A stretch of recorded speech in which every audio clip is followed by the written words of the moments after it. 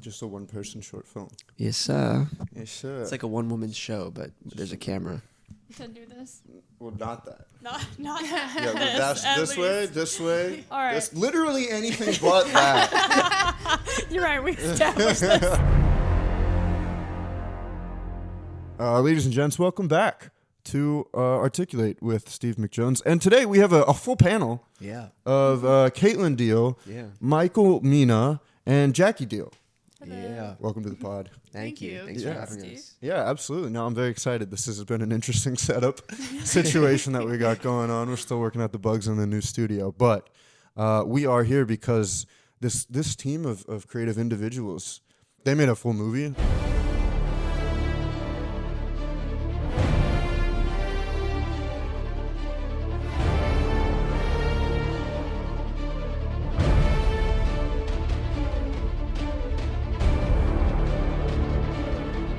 I made a short movie, and that was like 4 or 5 months of my life of just like stress and also fun and like, but just work, like a lot of work. So I can't imagine. How long was Tino? Like an hour and 10 minutes, I think. Yeah. That's tough. So let's start with, maybe where it started, like how it all started. Okay. I mean, yeah. So I started like making films in 2018. Okay. And it happened.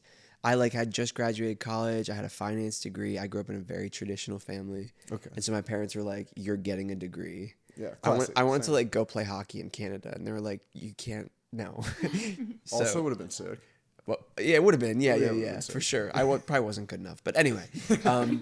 So and then my best friend Jimmy passed away 10 days before I graduated. And so I had a job out of college, and it just made me really question do I want to stay in a job that I don't love for the rest of my life? I could die tomorrow. And I'll keep it short, but literally the day that I quit, I felt two hands in my chest, pushing me up out of my seat.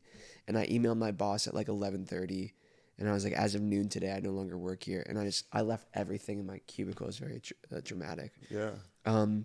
And then I was just making YouTube videos, vlogging every day.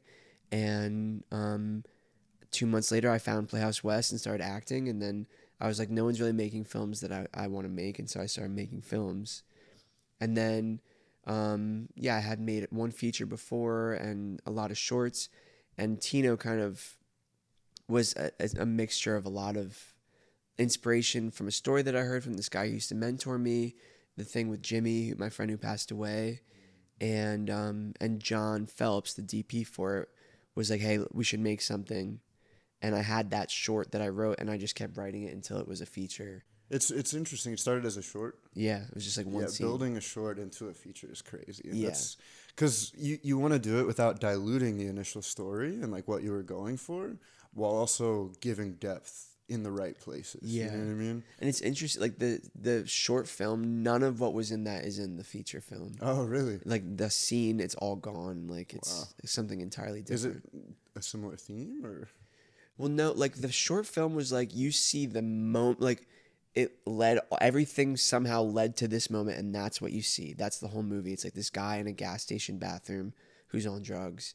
And I was like, I wonder what happened to lead him there. Yeah. And so the feature was everything that I imagined might have led up to that moment. Right. And then that moment got cut.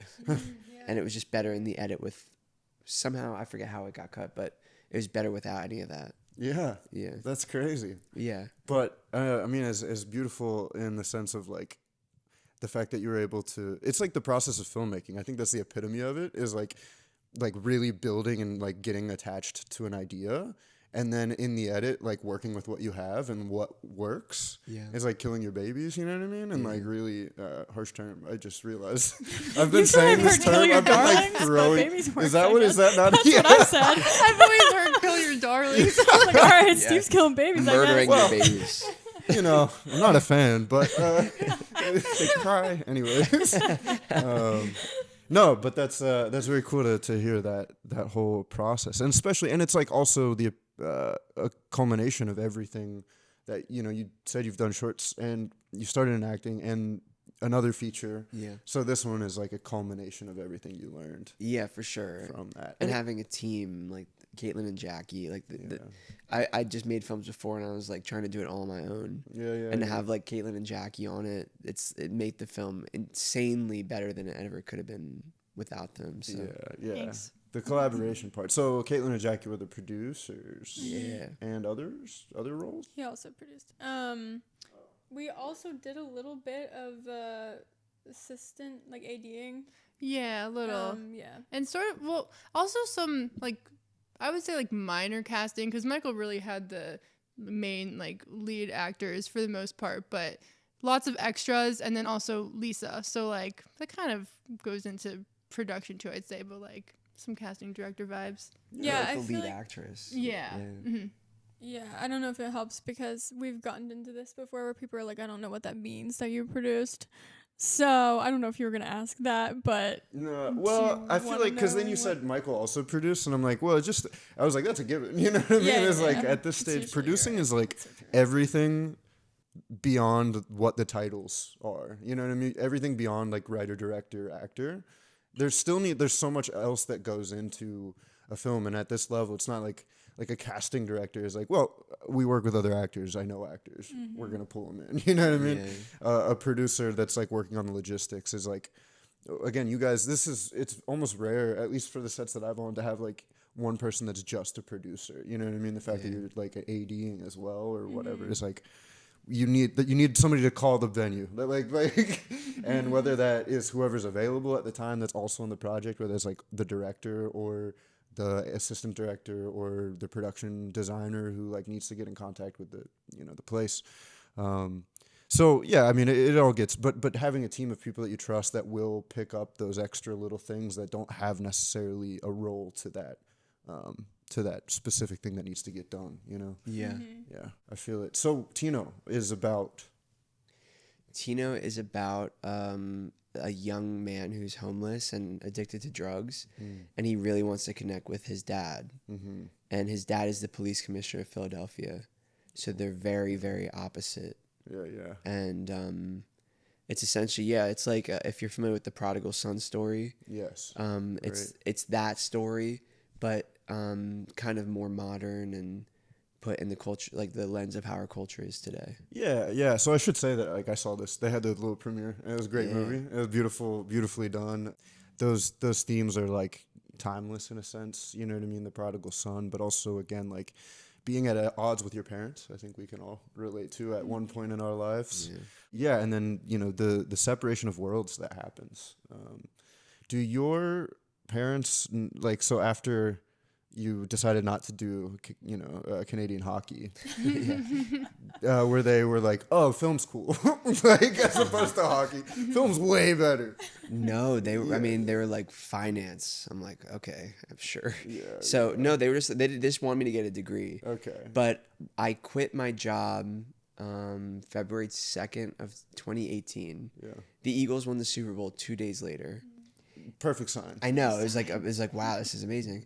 And I didn't tell my parents that I had quit my job. So I like went to Philly after the Super Bowl, and I'm like hanging around the house, and my mom's like, shouldn't you be at work? I'm like, no, I took off.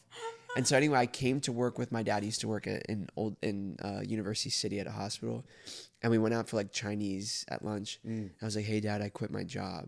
He's like, okay. I was like, I think I want to be an actor. And he was like, shockingly, he was like, all right, whatever you do, we'll support you. And you don't have any kids, you don't have a family, so like this is the time to do it. And I was like, wow, I would have done it if they didn't support me, but to have their support was insane.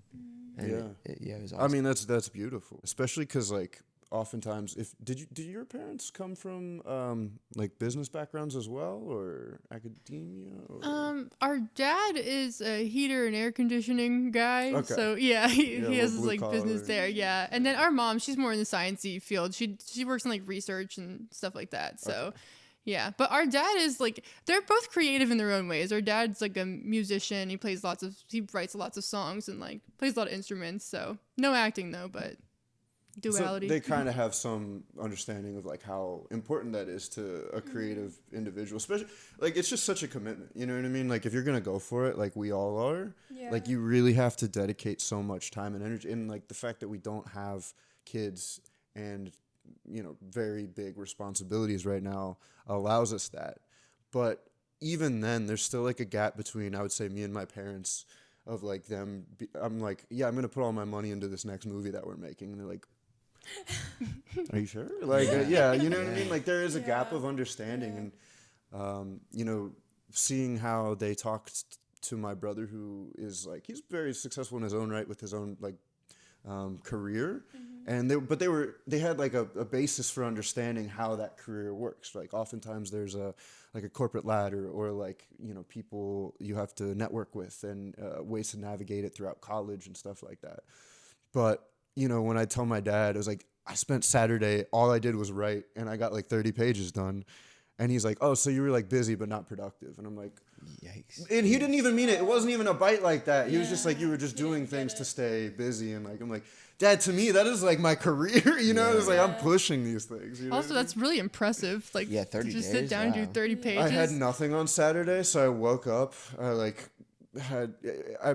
wrote from like 11 a.m., 10:30 a.m. to like 9:30 p.m. So it was like with little breaks in between. Wow. It was a big day for me too. The thing is though that I should also say I was already 35 pages into this script, and I feel like once you're in the second act, it all kind of is like all the characters are built out, and if you have an idea of how you want it to play out, it's like you're just kind of writing it. Now, were any of those pages good? That's another question too. You know what I mean? But yeah, like kind of that gap between, you know, having the like somebody support you that doesn't even fully understand what you're trying to do. And the reality, so my parents are both Egyptian, and like my dad came to the United States because of American films that he saw. He was like, oh, I want to live like that. Wow. And my mom is named after like a French actress that her dad loved, and named her like Odette. So they have some respect. Exactly, yeah. And like I think most people, like, if you're not making money, it's like, what are you doing? It's like for fun. That's the main thing. But if you walk in Philly downtown at night and you look in those apartment buildings that are all glass, like 75% of the apartments, people are watching movies and shows. Like it is so important. People spend so much time watching art. It has like such a big impact on our culture and our life. Yeah, it's weird because like when you consider that you want to do something like meaningful with your life, and you're like, well, I want to do like TV and like art, at least for me, I had to get over the hump of it feeling a little selfish, you know what I mean? Because it is very much like me, this is my vision, this is what I want to do, and like what I have to say is important to the world. But in a sense, it's like, if this is all this is all I'm good at, you know what I mean? And I do feel like, like you said, there is an impact. Again, it's not like a product. It's not like you know, politically helping people in some ways. It's not feeding anybody, unfortunately. Besides, that's the other part, is I learned to rationalize, like, well, there are people on movie sets that are getting paid to do this, that, you know what I mean? There is like an industry here as well. It's like a healthy form of medication too, in a sense, because I feel like a lot of people who don't get to be artists, who maybe wanted to, or just people who don't even have an interest at all, they get home from their doctor job or their tough, you know, and they need a way to relax that's not just alcohol or something like that. It's like literally you can sink into emotions of somebody else living a different life. So I try to think about that as like the part of it that's not selfish, because actually it's giving so much. Plus we have to give so much to make art. Like we kind of bleed into it. Yeah, you know? And that's what I'm saying. It's not without sacrifice that we choose to do this. I do want to like, have you guys seen The Studio at all? The Studio? Yes, I love that where show. It's like that episode of Seth Rogen's like hanging out with a bunch of doctors at like a philanthropist event or whatever, and he's like, no, I would argue that actually it's just as important as being a doctor. And then like a guy literally dies in front of him, and he's like trying to like make sure that the zombie movie includes the diarrhea in it or something like that. That's true. Yeah, and so it's like, I don't know. I think there was a little bit of satire there, and like it's nice to have the humility, but I think, you know, there's like a different, like we are a society, as much as like this stuff is important when you get to a certain place in like evolution almost, you know what I mean? Like we are, I hate to say it, but they're like, in America, in certain sects, like we are kind of past the point of like having too much to worry about food and water and shelter. You know what I mean? And I'm not trying to discriminate against like anybody that is still dealing with those problems, but like, you know, there's a certain percentage of the world that like their biggest problem are mental health problems at this point. You know what I mean? And like political problems, and like, you know, we can even affect, like you said, it's like, it's just hard to like imagine the reach of like culture, but culture is like what keeps the human spirit going in a sense. You know what I mean? Like if all we saw was the news every day, oh my God, it would be so, it's just facts. Like we need to like put it into some sort of, I was just reading, if you know like David Mamet, he has a book called 3 Uses of the Knife, and he's just talking about like the use of drama and all that. And he talks about how at the end of the day, you sit around a campfire. They used to sit around a campfire and tell stories. And because as humans, it's like our way of taking the reality from the day and putting it into some sort of coherent story we can like understand. Because without that, everything is just so random and there's no like linear, you know? You're right. And I feel like for processing, I just watched that movie Blue Valentine. Have you guys seen that? I gotta see that. Everyone keeps popping up a lot Watch it, recently, dude. It was popping up for me, and I was They like, said, okay, I'm they gonna said it's watch a movie this. for adults. That's what I heard. That's fair. Is it? Yeah. I mean, it's very heavy emotionally. I watched it on Valentine's Day actually, and I was like crying after. Like I couldn't actually stop being so devastated, and I don't usually feel that way after, but it was like really cathartic. Like I wanted to cry. I was kind of in the mood to cry, and like Excited I don't to know. see it. I'm then. obsessed. I need to watch it again. But that's what I loved about it is I felt like almost too seen by the movie. I was like, oh wow, like I really relate to these characters on such a profound level that it feels like you can feel it in your gut, which is really nice. Yeah. I mean, that's what I think. I mean, we all, at least for me, I don't want to speak for you guys, but it's like this was so important to us for so many reasons growing up, like escaping from, you know, maybe some bad stuff going on in your childhood, or like processing some of those things or emotions. I mean, definitely, yeah, with some of my projects is like, when it's something so personal, like, you know, this is very prevalent for your thing. It's when you're going through it, you kind of have to relive that time. And I will say it makes you, because you have to do it, you have to think so in depth about what you're writing in that time period, and you're immersing yourself in it. It's easy to, in retrospect, focus on like the trauma and everything, and kind of the bigger dramatic moments, even whether they're positive or negative. But when you truly like dive back into it and like really process each part of it, you're like, oh yeah, there was like, I had my cat around that time period as well that I liked, or like, oh yeah, there was this friend that I haven't really thought about, but they were a good part of that period of my life too, that, you know what I mean? Like there's like little bits of minutia that when you really process everything, you're like, okay, that was just life. Like it wasn't like this grand big negative thing or like this grand big positive thing at one point. And you know, those are maybe like milestones in that story. Yeah. But it's everything about it. You know what I mean? And a film especially captures a lot of those elements. Yeah, for sure. And you're like, you can kind of see it from a different perspective. Like a lot in Tino, like there's a big conversation between Tino and his dad. And like in my mind, that was kind of between, I imagine my parents talking to one of my siblings. And like to see it from a different perspective and have other people see it, like it's just, it just makes so much more sense in my mind than if it was just what happened in real life. Yeah. Does that make sense? Yeah. No, definitely. Like, I think pulling yourself out, again, it's like you have so much bias. And so it's more, again, the process of like making something is really getting into the minutia. And you are saying like getting into the minutia and then looking at it from a different way, from your biased perspective of what was happening. Yeah. And then that kind of like pulls you out and you're like, oh wow, this is like just like it's when you look at it that way, it becomes like almost watching a movie, like or watching nature, right? Or like people watching. It's just like something that's happening that's just playing out, and you can almost refrain from judgment in certain senses. Exactly. Yeah. I think I also heard this thing that it was like a way of connecting art to like meaning, where it was like not everybody. So what we have a lot of time, at least what I think I have, is a gift, right? Like it's kind of like sculpting or painting. Not everybody can sculpt and not everybody can paint. And when you realize that it's a gift, it comes from, you know, like a higher power. I know that you're Christian. I know we all kind of have our own beliefs, but you know, you feel like when you have something unique like that only you can really do, then it feels like something that you have to utilize. And when you start to develop it, especially within artistic projects like this, you're kind of going into the realm of impossibility, right? Like you're kind of going into dreams, or you're going into fantasy or fiction.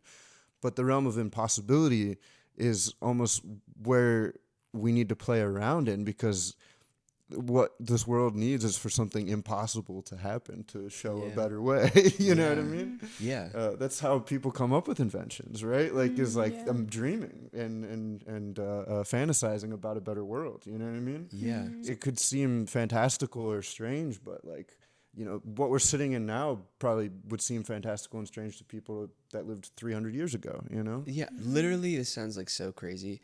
Literally everything you see started in someone's mind. Like the chair right there, some guy or woman, it just imagined it, and it started just as a thought. Yeah. And the thing with filmmaking is like you can have those thoughts and have like you want to make something, but you need like the people who can actually execute it. Like it's so hard because it's like the mixture of like art and the logistics, like business side of it is very difficult. Yeah. Yeah. So as a writer, director, actor, how was because just to relate, and then I'll kind of, it's like, I started off like, I need to do everything myself, which is why I have a podcast, because I could do it myself, you know, which is why I started in stand-up, because you only need me, you know what I mean? Yeah. And then once you kind of get into, it's like, okay, am I going to start relying on other people? You know, but then other people surprise you, or other people become reliable, and they show you that you can trust them, you know? Yeah. And it becomes like this beautiful, like, wow, like, I'm the powerhouse, but you taught me something, you know what I mean? Or you helped me in a way that I was lacking, you know? I don't feel like the powerhouse at all. I feel like Kaitlyn and Jackie like come alongside when I have like nothing left. And they're like other people are powerhouses in their own right. That's what I'm saying. I'm an idiot for thinking I should just do it on my own. It's too hard, and I'm not talented enough. Yeah. Like you have other people who are so gifted in areas you're not. Right. And you could be such a good team. Like I feel like we're such a great. We have like strengths and I have weaknesses. They have strengths and vice versa. Sure. Mm-hmm. And we like really complement each other. For sure. What would you say your biggest strength on this project was, each of you? Well, it's tough. Like, was there a moment where you're like, yeah, I'm kind of rocking it? You know what I mean? I feel like I didn't realize how much I'm pretty good at being organized. 'Cause, you know, for my day job, don't tell anyone, have one of those, ew. But we do like project management and like, you know, a lot of things that actually translate really well to producing. And so it made me realize, like my brain works really well with structure and like intentional plans and, you know, spreadsheets, you know. So yeah. Yeah, I don't know. That's tough. I'm still kind of thinking about it. I think it's like I'm similar, I think, to Kaitlyn in terms of some of the organizational side of things. But I actually think I kind of shocked myself with my ability to go out and like reach for things we needed when there was no logical way to get that, like certain locations or like, I don't know. I mean, I also did a lot with getting all the extras. Of course, there's so many people at Playhouse that are so like willing to help, but we needed ballerinas and like, you know, like stuff where it's like, and so I felt like, I don't know, there was a part of me that was like, yeah, I am just going to go to these motels and like, you know, even though they're shady and talk to all these people, or like, you know, like there are parts of me where I was like, oh, I didn't realize that I kind of had that in me. But then at the same time, I found it fun to find out like, what are the weird backdoor ways that we can achieve this thing that doesn't seem like it's going to work out. And so, yeah. So you stepped up to the plate and you were like, oh, it wasn't even that, like, I could have stepped to the, you know, it was like, you kind of built it up to be a bigger thing in your head. I think that's it. Cause I've always seen myself to be a little bit more of a shyer person. So when it comes to like getting these like locations that seem like they're intimidating or like having to reach out to lots of different people for different things, or, you know, the organization stuff, definitely, I think, sometimes I also think can be kind of fun. Don't like tell people that, but I think it was more just like I didn't expect that it wasn't going to kill me, you know, like, and then I was kind of like, oh, okay, well, we can keep doing stuff like that. Yeah. So even though sometimes it was hard or frustrating about certain things, but I don't know, it was fun. Yeah, it's weird because there's moments where like you're doing like you act as well. And so I imagine there's moments where you really are acting, you really feel it, and you feel in the moment. And then there's moments, it sounds like, when you're like, okay, I need to like talk to this person at this hotel, make sure this works out and everything. And then you do it and you're like, I was kind of like, I was in it. You know what I mean? I was in that role almost of being a producer. Yeah, sense. no, it is kind of similar, I feel like, because I don't see myself in the way of like somebody that has, I don't know, a position or like authority in any sense. And so there were times where I felt like I was almost putting on an act, or I don't want to say being fake, but in a sense where it's like I'm going up to whoever it is I'm talking to, and they've got all these questions about, like, what's your movie and what's your, all these, I don't even know, like big scary questions where I'm like, yes, because I am the producer and, our budget is, like, I don't know. I just felt like, who is this even talking right now? But so it's kind of like acting in a sense. It's funny. Like again, it's just like logistically, there's some things that I didn't know, a year ago, before 2 years before we did any of the stuff. And like, I found myself sitting at, a table with other filmmakers that are maybe a little less experienced than me, and not to say they're any better or any worse, just like a little less time in it.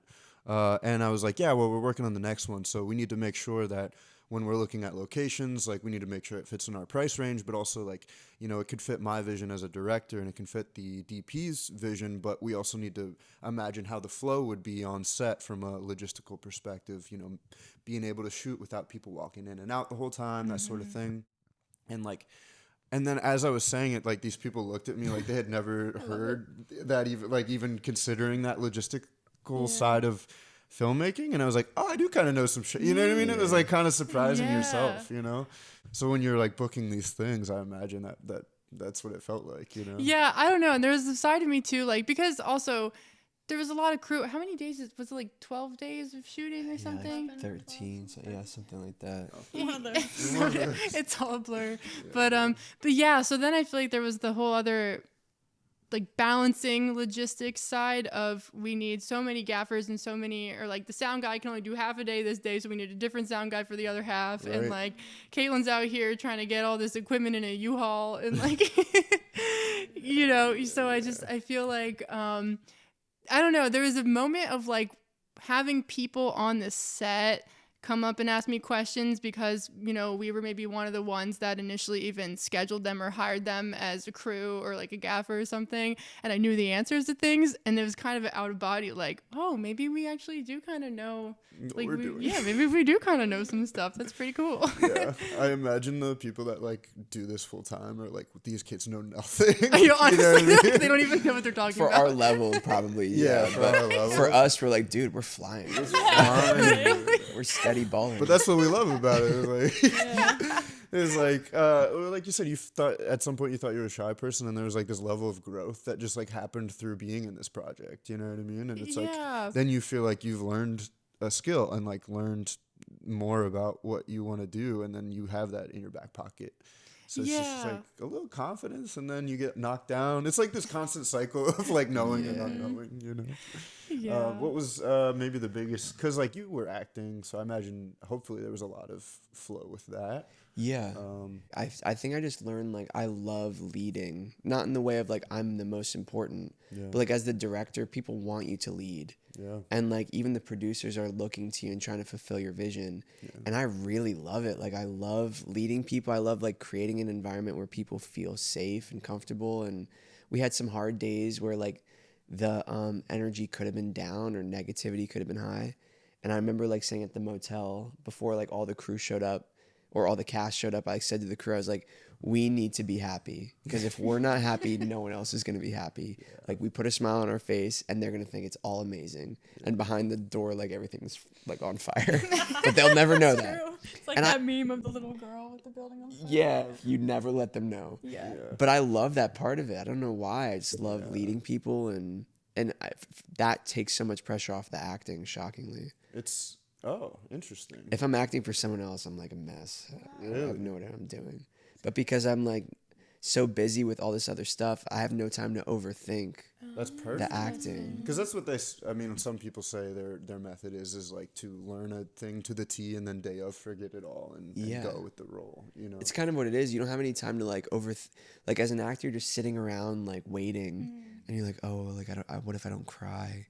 But if you're directing, you don't have time to think about that. Yeah. You're just like doing it, and then you have to jump into the scenes. So yeah, I will say in a similar situation, like when you're on a set and you're like, okay, you need to do this, you need to do that, and we need to get this done, and you like ask them like, how does this look? Okay, it looks that way, and you're like, wow, I just fucking it's a great ran feeling. that shit, you know what I mean? And people love it. Like people right. in life, if you're that confident, Sure. it rubs people the wrong way. Yeah. But they want you to tell them what to do. So I agree. After watching a Marty Supreme, I don't know if you guys have seen this yet. No. He's just this certain level of like confident that's like prickish, right? Yeah. It's like you kind of hate, but on some level, because of it, he achieves everything that he wants to Yeah. achieve. So it's like almost, and there's like people that see it and like hate you, but also respect you. You know what I mean? So it's like, I don't think I want to be that level. Like I would love to. We all, as actors especially, we want to be loved by everybody. Yeah, it's true. You know? No. It's crazy. I mean, sorry, go ahead. Well, anyways, I was just gonna agree that I feel like that's something I learned too, watching you lead, and then also because I barely tried to direct one small short, Jackie short, and I was like, oh my god, like it's true, the pressure to make a decision on everything, you know, like you have to make all of the decisions and confidently, right? Like people, like you were saying, it's so true, people don't want you to be like, well, like how do you feel about this? Like there's a difference between being like, I want your opinion, not because I don't have one, but because I would like an outside opinion, and then I will decide, versus like you know. And if the director's like then everybody else is like, what are we doing, you know? Yeah, unless you, so I have a very unique experience with No Thoughts where it was the first set I'd ever been on, and I was the director of it, but Eva Lynn had set it up where it was like okay, everybody, like we're gonna make sure that Steve can just focus on the acting and like the acting things, and like ask him questions if you can, but like you might just have to figure it out.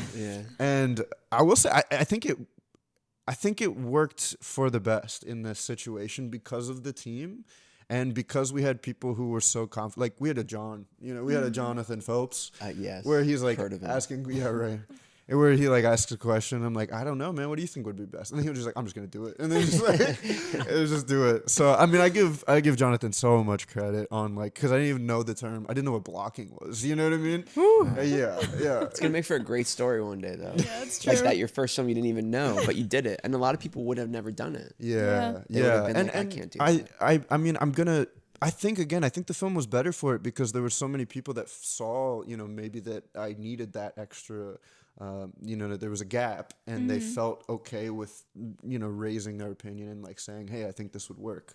And I want to harness that, like for the next one. Like I still want to gather, you know, get people that I trust are good and that will make the right decision so that I don't really have to think about it. But now I have more intention, right? I'm like, this is what we're going to do ahead of time. But still day of, you know, be open and be humble enough, even as the director, to like allow for other ideas and other people to input. Yeah, I think it's a balance of like knowing what you know and realizing what you don't know. And like you like, I think a great leader is someone who recognizes people's talents and weaknesses. Sure. And I think a lot of films fall maybe because the director puts people in positions to fail. They don't cast them right. They don't put them in the right position. And if you're putting them in a position to succeed, then you can be like, they're way better at this than me. What do you think? Like, what do you think we should do here? That's true, yeah. But if you're prideful and you just want to show everyone how talented you are, then you're already screwed. Well, yeah, and we have the benefit as like at least at this level of like we know enough people in it that we are like getting our friends to work with us. You know what I mean? And in that sense is like, okay, we're all gonna work and try to do this together. Whereas if you're a director who's prideful and you're like, I have this vision and we're gonna get people to do it, and you don't even know people, and you're like bringing people on, and you're like, okay, you're gonna do this. Like the vision's already lost in that moment. And if they don't know you as a person, they're like they don't know your language and the way you speak and the way you're trying to lead, and it can just fall apart so quickly. No, you go. Okay. That's what I realized though is like so key in filmmaking. Maybe you were at the screening where I mentioned this, but like personalities, you know, it's like the talent matters. I would say maybe equally to personality, because, and I'm not just talking about personality in like such a surface level way. I mean, like, can this person hang when it gets really stressful? Yeah. Can this person, allow someone else to step in and, maybe correct them or whatever, but also are they able to step up and give advice to someone else? Like, there needs to be that balance because it's such a stressful thing to do. For sure. Yeah. It's almost like even in the lowest levels, you want a person who could be a leader, in a Yeah. sense. Yeah. That's right. Because on a film set, true. especially on this level, is like you might just be like a grip.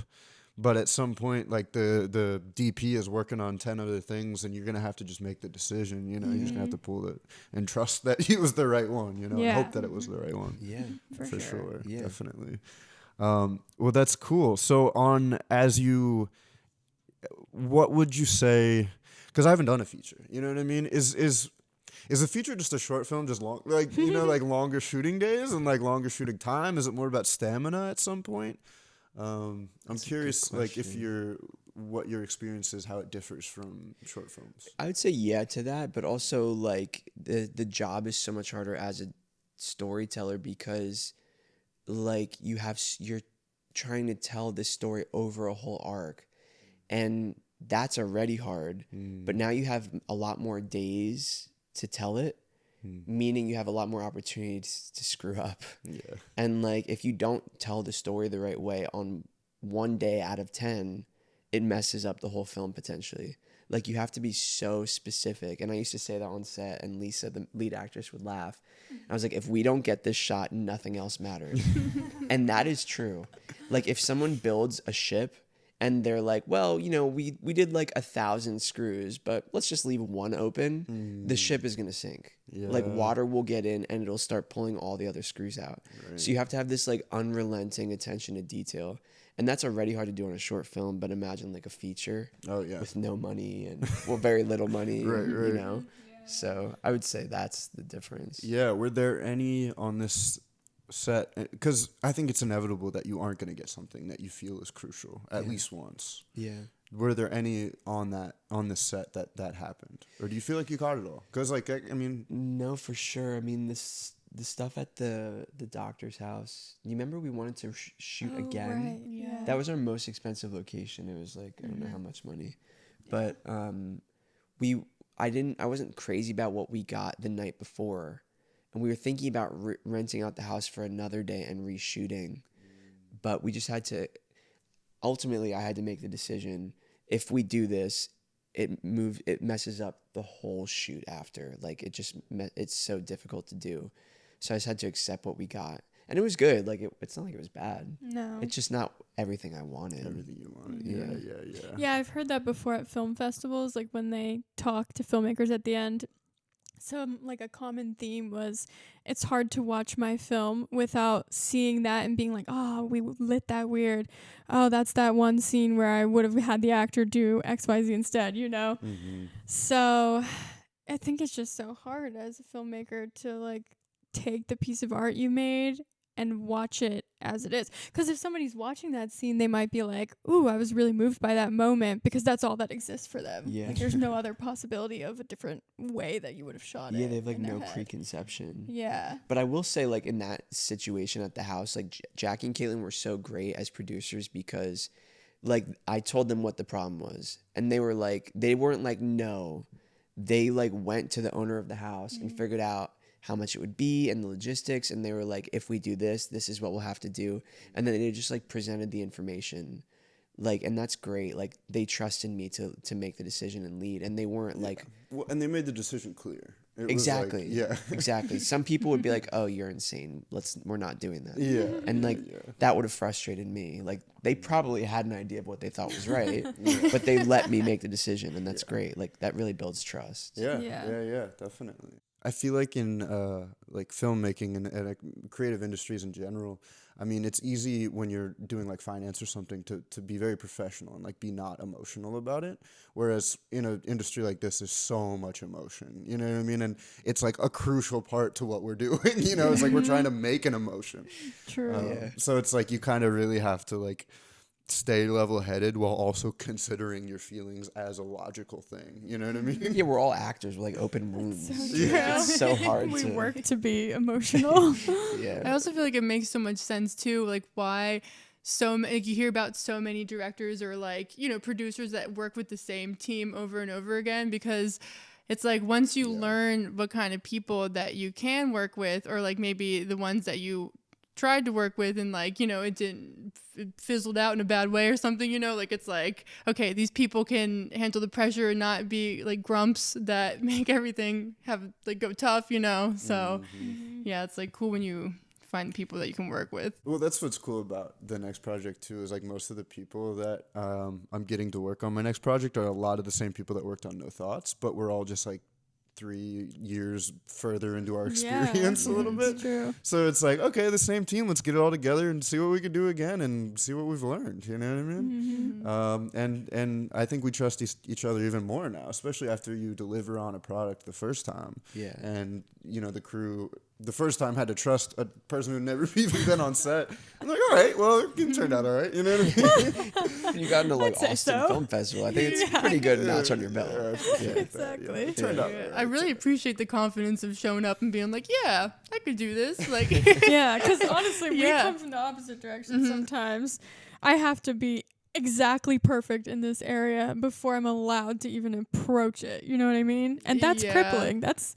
I think, how are you supposed to learn if you're just, thinking about it the whole time? Fake it till you make it. Yeah. You have to. Honestly, Well, that's until- what I'm learning. There's a until there's a everything falls line, apart, like no, there is a maybe know some things, but yeah. Yeah, definitely. Yeah. So yeah, with Tino right now, you did the closed premiere for the most part for cast and crew, and you guys are in the festival run. Yeah? Yes. Yeah. Yes. Is this your first time? Or did you do like a big confident run with your first one? Okay, No. This is your first time kind of like getting into it. Yeah, this is the first time we have this is the first time all of us working together. Mm-hmm. But I would say probably for all of us individually too, like putting this much. No. Willow, you guys had a pretty solid festival. Yeah, you guys have Yeah. put a lot of effort into We it. didn't try. I feel like it was sort of in line with what you were saying with like No Thoughts, where you're like, this is my first thing. Like you went as hard as possible, but you weren't like, we're going to Cannes, Yeah, right. And with Willow, I feel like we also were like, well, let's see what happens, Well, let's go as far as we can. And yeah, I also have to give props to Kaitlyn on that, because she was a lot better at being able to vet festivals that are worth submitting to. And then I felt bad because I wanted to help a little more, but I would look and then I'd be like, I can't even tell if this one's like a trash one or like, Yeah. But Kaitlyn's pretty good at those. Well, we had a framework of whole that. Caitlin and I had a whole podcast about like discerning festivals That's true, and we like did. figuring it out because like once you write a thing, it takes like 3-4 months, maybe sometimes years to write a script. And then that's like a whole phase. And then you're like, all right, now we're in the pre-production phase. And that's like 3-4 months of like making sure logistics work out. And then you're in the production phase, which is the most intense, but it's like, 2 weeks-ish, 2-3 weeks, at least for short film, small features like that. And then in post, there's like the editing phase. And you're like, okay, after the editing phase, we're going to be done. The movie's going to be done. You finish editing and you're like, oh no, we're in the distribution, like marketing phase. There's a whole other phase. Yep. You not like haven't done. even begun. Yeah. Like the film's done and you're just insane. starting. Yeah. Nobody's seen it yet. Yeah. It's like, no, now it really starts. Yeah. Do people like it? Yeah. First of all, Yeah, right. Yeah. It's scary, dude. You put like, in this case, like 3 years into something, and you're essentially going up on stage naked and being like, "What do you think?" Yeah. And some It's people so are like, vulnerable. or they're thinking about the pizza they're gonna get after the movie. It's like so hard. My God, it's like the toughest thing, especially like with short films. With short films especially, where it's like 10 minutes of somebody's life, and I'm like, I cried about this at least 3 times. Yeah. You know what I And you're mean? like asking, like, what did you think of this moment? Like, what? And they're like, I don't remember. Yeah, I thought the dinner I was eating while I was watching it was pretty good. Yeah. I was like, what the I mean, and when you watch, like, when I watch a movie, I'm not like thinking about every little detail. But for us, because we put so much effort into it, we think they are. I also feel like with people that aren't in the indie film world, you'll show them something and they'll be like, yeah, I mean, I saw a Wes Anderson film that was a little better, but where it's like, we're not even on that caliber, bro. Like, you gotta recognize. They're comparing it to just what they've seen already. Yeah, at the end of like the not day. even realizing that the distance of like, this is good for the ground level man. Like, like they don't know how difficult it is to make something. I used to be a lot more critical of films before I made my own stuff. That's kind of my biggest thing right now is like, I'm not, dude, especially online with like people you have to deal with online, like criticizing and stuff. It's like, who are you? You know what I mean? Have you like, what are you, like, oftentimes it's like, I don't respect your opinion unless you've made something. Yeah. In that. I agree. I mean, and not to say is like, if you have a friend who has like a pretty good taste and is able to comprehend, is like, okay, I'll respect their opinion. Yeah. But if it's like just a person that's like, oh, shitty movie, dude. I'm like, what? Who are you? who are you? Dude, something I try to remind myself of is when you go to a museum, you never see the work of the critics. You never see their write-ups, their articles. You only see the people who had the courage to create something. That's a really good point. Do you know any famous critics? Is there any Roger Ebert? Robert? Isn't he a was director? Producer? Robert Eggers? Okay, there's the guy that. Well, that was the third pope, wasn't it? Wait a minute. That was the king of France in 1900. That's right. Yeah. He was the shorter Right. one. The shorter one. Yeah, that's right. No. There is like a couple famous critics. There are critics that go down like. But you'll never like go like people won't That's flock true. to Italy to see the work of Robert, whatever his name is. A museum. We don't even we can't even get his name right. I know, literally. There you go. Yeah. Yeah, it's so perfect. Yeah, but like you'll see the work of Michelangelo, and he failed a ton, but people have so much respect for his work. And when you see a talented person like Michelangelo, and like you see the body of work, you go back to their imperfect ones or their unfinished ones or their failures, and you're like, oh, like you see why, or you see maybe how like the process of it behind it, you know what I mean, like that sort of thing. Yeah, and you realize he was Michelangelo, and everything wasn't perfect. Yeah. Like he failed all the time, and Yeah. when you think of it that way, it's less like trying to make everything. You realize not everything's gonna be great. Well, and Just I mean keep that's part of making. like why people like to push against AI art, right? Is that it's like too like some of it's just like not you don't it doesn't have the imperfection of like what makes us human. You know what I mean? Like, Yeah.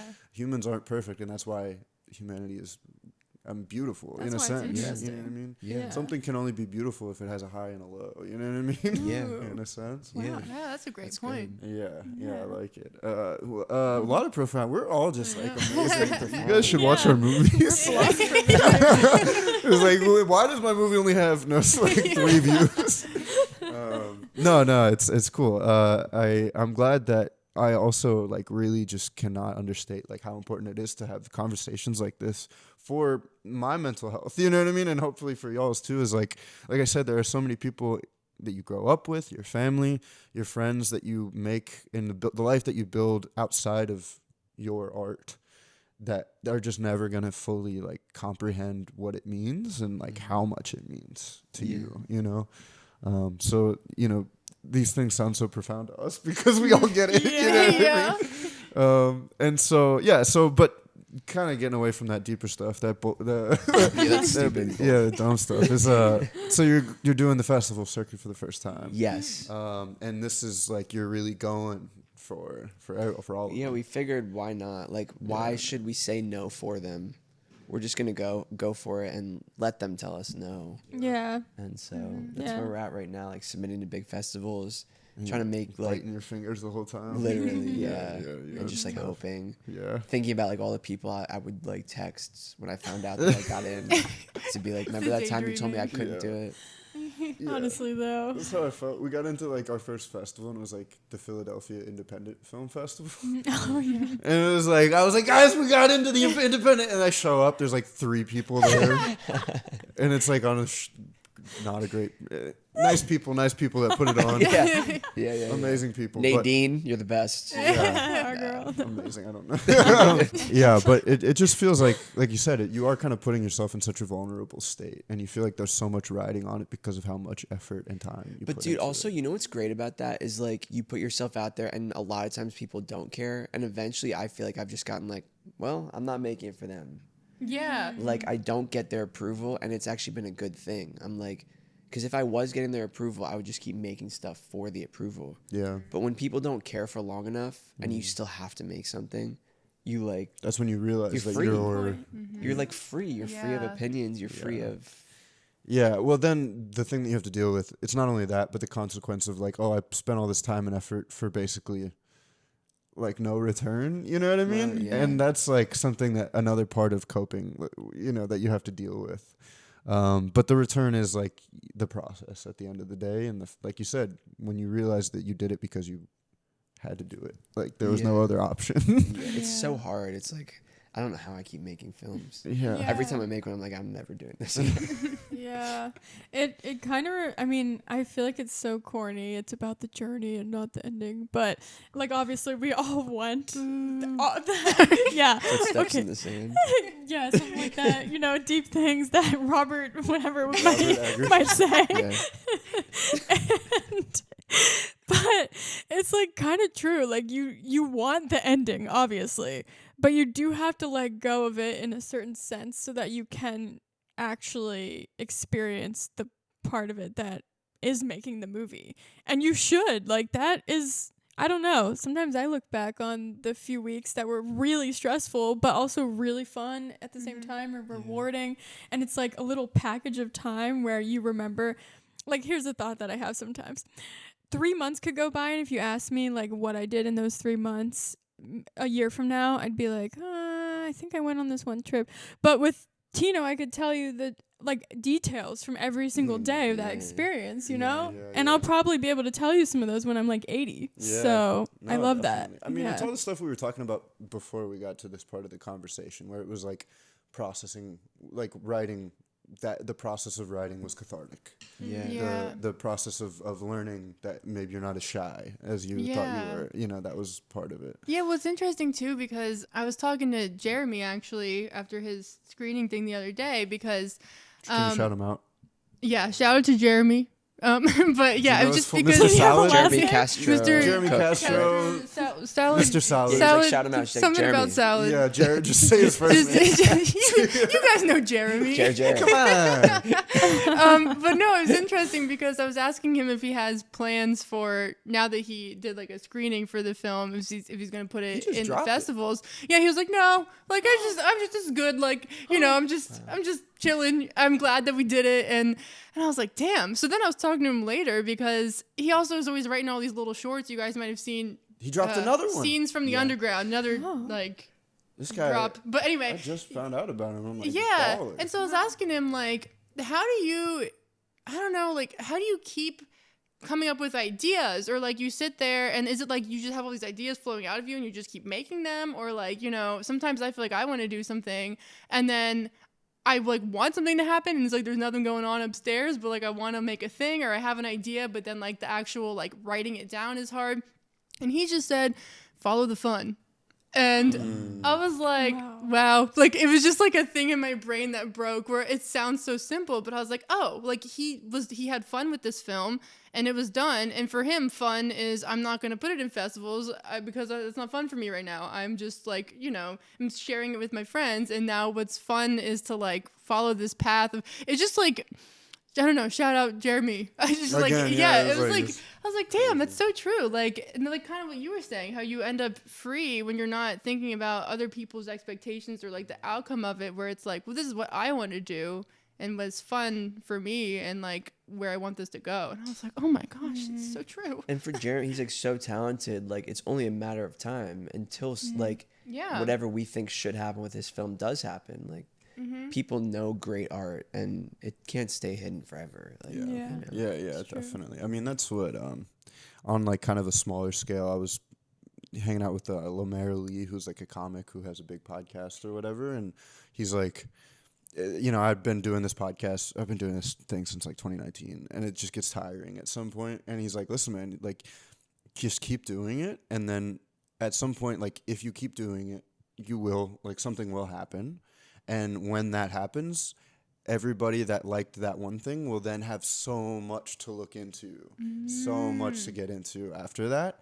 And then they'll become a fan because you did all of that and because they got to see the process of it to get there, you know? Yeah. And maybe when we get into Sundance, people will watch this episode and then they'll watch the rest of your podcast. I mean, that's the goal. It's like at some point, I've had so many people on. We're on like episode 170 something. Dude, like, whoa, dude, that's awesome. Yeah, it's like at some point you would imagine like one of the people have to blow up. I know, you're like, come on, man. I'm hanging out with the wrong people. But to go to this cheesy thing of the journey or the destination, I saw a thing.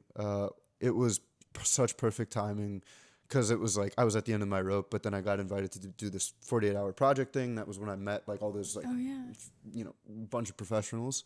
And on the wall in like one of the random gyms, there was like a gym above his studio, and in the wall there it was like a bunny on top of a panda, and the bunny is like I'm wondering where this is going. The bunny's like, "Panda, is it about the journey or the destination?" And the panda says, "It's about the company."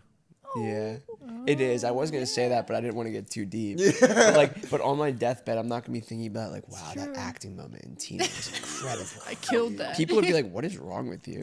No, like I remember like the times we had, like the friendship, like all the talent, all the work is not about it's not about the film. It's like about even like when you make a film and it affects people. That's part of it. It's the affecting the people. It's not about the actual film. It's like you feel like, oh, I affected them. It's the emotion, the connection that you built with those people. Yeah. It's all relationships and pandas and bunnies. Yeah. Bunnies. Love bunnies.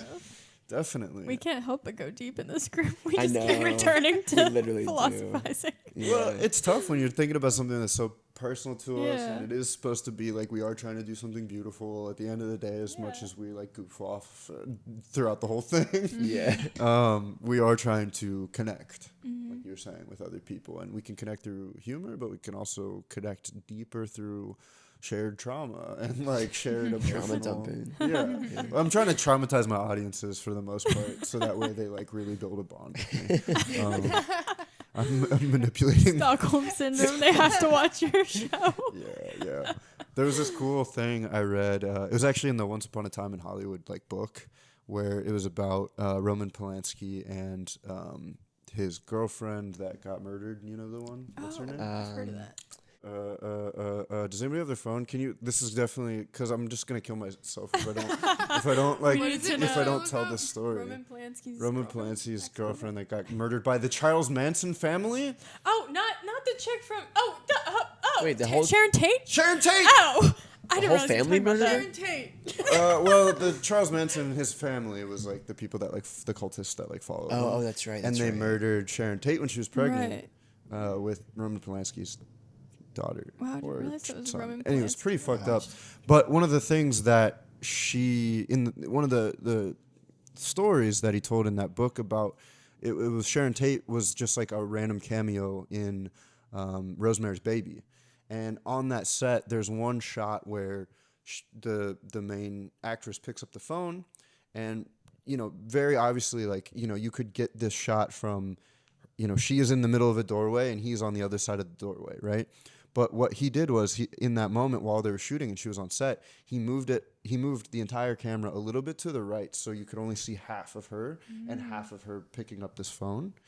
And she said, "Why do you do that? Why would you why not just get like the the fully symmetric frame and like the beautiful, the obvious shot?" And he's like, "Just ask me again at the premiere. Ask me again."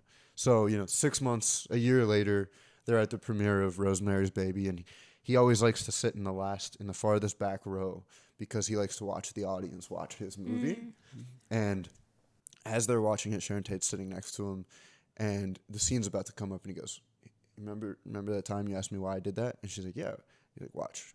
And the scene comes on, and there's this lady halfway in the doorway, and the entire audience cranes their neck to kind of look through the doorway at what's happening because they're on the edge of their seat. Oh, cool. And so the whole purpose was that he's like, I love manipulating the audience in any way that I can, whether that be emotionally, even physically sometimes, how can we get them fully invested to the point where I'm controlling how they feel, you know what I mean? I love that. And you can do some dangerous things with that, I think.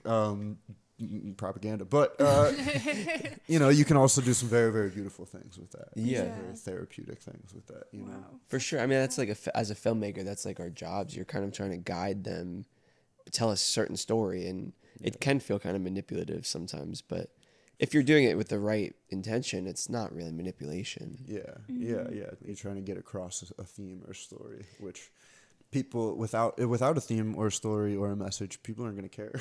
Yeah, about exactly. it anyways, you know. Yeah.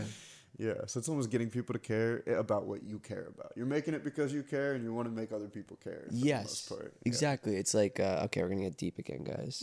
It's like a musician. Like, you play something, and the whole room begins to get in sync with what you're playing. They're all feeling the exact thing you play when you play it. You become like in union with them because of what you're playing, and you're manipulating their emotions to be in union with what you want them to be. Like, does that make sense? Yeah, Maybe that's why it's so powerful when you watch a movie in the theaters versus just by yourself. Yeah. Because then you're also synced up with the emotions of the audience you're with. Shared thing. Yeah. And it's kind of nice because, like, normally you wouldn't connect to these random people, but you feel, like, the energy of the movie through the people too. You like went through you just like went through this whole thing with them, and you don't even know their name. Yeah, yeah, it's kind of crazy. It's kind of like magic, honestly. And that's one thing that's cool about it too, though, is like how I feel like what you were saying. You can have like an accountant and like a doctor and a preschool teacher, like all these people that would like never have otherwise, you know, I don't know, not that they'll even end up talking to each other, but it's like people that maybe have no common ground in any way, but then you put them in front of this film and all of a sudden that is the common ground, like and so, which I think is so cool about it. Or like how, this is going to sound like a bad example, but just basically how like you can hear about a story like, oh, this is so bad, the only thing coming to mind is like 9/11, like, you know, 9/11 That's happened. so weird you say that, because I was literally about to make a joke that you were going to say 9/11. Anyway, my God, dude. Go Okay, ahead. it's going to make sense. It's going to Okay. Now my So face is weird. turning Land the red. plane. Good thing this is like an audio thing. But no, because I was thinking like, there's a visual. She's like, so George W. Bush, stay with jet me, fuel okay? does not melt steel beams. So listen. Okay, when you hear 9/11, you just are thinking, like, you think about the event as a whole, or like, I don't know, this kind of stuff's just getting worse. You got Like, this. you know, somebody who died and then you like hear their name and like maybe there was a car Yeah. accident or something. Like, you hear it as like a statistic or a fact. But if somebody were to make a film, or like they did with some of the like Flight 93 and stuff like that, where you actually then see the whole story play out, all of a sudden, like, you knew the story before, but now that you're watching it, you feel completely differently about it because you were with them on the way. So true. And Yeah. it's like, the fact that you can alter people's perceptions about a specific thing like that is like magic. It's crazy. I think it's spiritual. I think when we die, we're like, you hear a lot of like near-death experiences when they're like, oh, I saw my whole life play before my eyes. Or I could like, every person I saw, I understood what they went through and I didn't judge them. I think filmmaking is like spiritual. It's like, you're literally manipulating time and you're letting other people like go into that time with you so they could see those people through the lens you want them to see. And you like don't judge them. You understand like what they went through, and you can keep going back to that moment in time that's been captured. Yeah, like it's existing outside of time. Yeah. I mean, True. I talked to this guy Bruno. He's on another podcast. That's kind of his big thing is like time manipulation, and like how there's a movie, like what he wants to do is like how you can watch a movie. And it can be like a 3-hour movie, like a one battle after another, and it felt like an hour. You know what I mean? It felt like very quickly. But the same with an event, like with Lawrence of Arabia, just like easy go to, right? Can I just say I saw that in the movies? They played it at the Philadelphia Film Society like a year ago. Yeah. And I'm not even kidding. The opening credits weren't done yet, and you could hear a guy snoring in the audience. It was terrible. Wow. Anyway, sorry. Well, it's such a long movie. It is such a long movie, but then you're in the desert and you see like the sun, and you're with that one shot of the sun for like a full minute, and that just feels like an eternity. You know what I mean? And you're kind of like instilling that eternity of what that character is going through in the audience's mind. In a sense, you know what I mean? Yeah. Yeah. So being able, and it kind of goes also to what you're saying. With the process of like writing it or something where you, like you said, you're putting people in this world and you're allowing them a perspective aside from anybody that's in the actual story to kind of see it from an objective place. Now, as the filmmaker, you're putting your own subjective taste into it. But yeah, at the end of the day, it's offering a human, unbiased look at like what we're going, the human experience. Yeah. For the most part. And people feel seen. They're like, oh, I understand that, or I've been through that, or Yeah. This is like weirdly wholesome. We went from killing babies to what a 9/11. Great journey. Yeah. And I still feel like we feel good about everything we talked about. I think so. No regrets. Yeah, definitely. So Tino's going through the festival circuit right now. Yes. You know, it's tough, but I really hope that you get into all the ones that you wanted to. Thank you. Thank you. Yeah, definitely. And if not, I mean, you'll, just based on seeing it, you're definitely going to get into even some, hopefully, the local ones and stuff like that, which is always fun and beautiful in its own right. So let's do a little bit of like shouts out. Like, I know that Tino's not out yet, but where can you find your work that's currently out, and where can you keep up with the news and about the stuff? Let me make sure Okay. We have the film website, which is tinothefilm.com. Okay, tinothefilm.com. Tino, Tino. And then... Okay, yes. Tino _ the film. Needed to make sure I On used the right Instagram. underscore. On On Instagram, yep. Yeah. And it's a deal. Yeah. So my personal Instagram is its_a_deal, my last name. And mine is Michael Mina _ Mina. And my website is michaeljamesmina.com. michaeljamesmina.com. That's where you can find the goods. The good. Well, not the goods. Well, Can Tino's I the good. That You where ain't you raise getting money? that. Can I derail this for a second? Sure. I was at Giant last week, and so I bought stuff, and then my friend was like, hey, can you get me something? So I went back to the checkout with stuff I had already bought, and then like a can of something. And I was walking towards the guy in Giant who's like standing there, who works there, to tell him like, hey, I already paid for this stuff, whatever. And as I walk towards him, his face starts going like this. Like for a long time. Like I had to like make like a long walk to him, and I was like, you okay? He goes, I thought you were Timothy Chalamet. I was like, no, but I get that a lot. So anyway, so I pay whatever, and then I go to the elevator to go down to my car, and I hear someone like, hey, hold the door, and it's the guy. Oh, yeah. And he gets in the elevator, and he's like, so you get that a lot, huh, Timothy Chalamet? I'm like, yeah, and I'm an actor He too. sat with it. I'm an actor. Yeah, he did. He meditated on it. I'm an actor too, so it's funny that I get that. He's like, oh, you're an actor, like professionally? And I'm like, yeah. Sure. Yeah, what's he gonna do? Check? Yeah. So This guy is just, yeah, he's really. And so he goes, you ever do OnlyFans? What? And I don't know why I said this. I go, no, I haven't hit rock bottom yet. Not thinking that maybe he. Oh shit. And then he's like, well, would you? And I was like, no, I don't think so. And then the elevator's getting to his floor, and he goes, well, you've got the goods. And then he walks out. Wow. And I was like, all right. He was about There's to that. recruit you. I know, literally. I could have been kidnapped. Yeah, very So much. I don't have the goods in that sense. My website is just movie. Not yet. Narrative film. Not yet. Not yet. He hasn't Listen, hit rock bottom. if we get into local festivals, And not to say that everybody on OnlyFans is at rock bottom. No, but no, I no. would be at rock bottom if I was on yeah, for me Yeah. personally, yeah. I'm sure there's some very fine people. Yeah. Just not You our know, they goal. actually have like content. They like make like podcasts and like TV Do they? shows. What do and they stuff. talk about? Really? Yeah, it's like It's called like podcast is like how was it for you? I don't know. I've never like dived deep into it enough.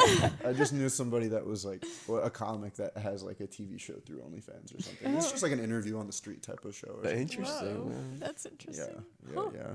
Wow. It was initially made. It was like it's called OnlyFans because it's like it's almost like a Patreon where it's like you put your content on there, Yeah. and then people subscribe to you and pay for it. Oh. And then it just got really popular. Oh, like it wasn't, but it was that type of content. No, it initially wasn't was for just an like option, I guess. XX-rated content. Whoa. Or anything Wow. like that. Yeah, it was supposed to just be a content platform, like a YouTube that had a more mainstream way of like supporting artists. Wow. Yeah. Crazy. And that probably didn't work out, and they were like, well, Well, I mean, it's not even that it didn't work out. It just worked out in a way they didn't expect it to. Where it was like, I guess people were just throwing boobies up. And It was like Minecraft videos and boobies. Yeah.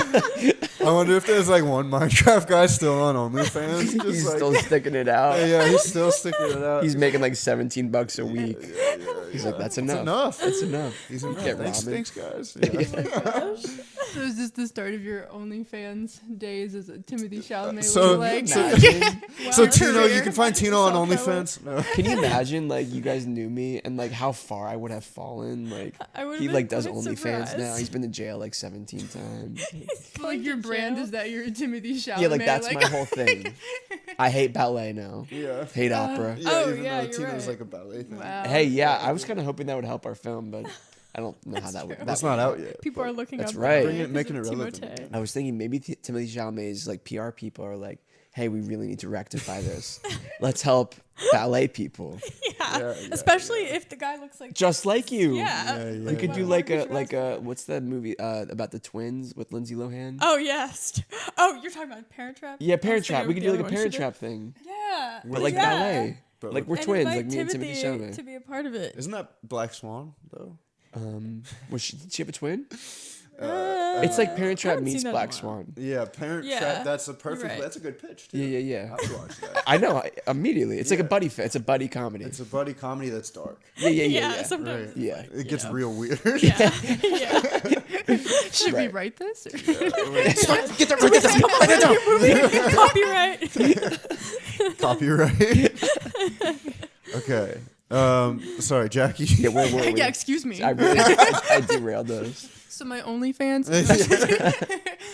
No, you can find me at okay. My Instagram is dealwith_it. Deal as in my last name Deal, and then my website is JackieRoseDeal.com. JackieRoseDeal.com. And I will put the text up on for all of these, so we don't have to like spell them all Yeah, I out. just wanted it to be JackieDeal.com, but I looked it up and there's some other Jackie Deal that already took it, and she's an artist, and she like. Now I'm just plugging this Really? chick too. People are gonna go. Yeah, kinda wanna look she, her like, up. Yeah, she does like paintings and stuff. Or before we start looking things, let's just close the Okay, episode. you're Oh, right. sorry. Yeah. Oh, you were trying to end this? Yeah, just Yeah. I'm like telling these long Well, I stories. guess we could just Yeah, like right. fade out at this point. This is just the fade out part of the podcast. Yeah. Follow all Anyway. these people, and yeah, support the film and Yeah. keep an eye out for it and support all of us. You know what I mean? And shout out Jeremy. Yeah, Jared. Jeremy. Jared. And the critic Robert. Some Robert, questionable name. Ebert. Ebert. I think is what it is. Yeah. Or- I think it's Ebert. Or is there a G in there? Egbert? No, that doesn't sound. That's the director. Oh, Robert Robert Egbert. The Eggers director, is the yeah. director. Combining the That's two. where we're getting mixed up Okay. here. Yeah, yeah. Egbert. Okay. Ebert. Anyway, where were you on?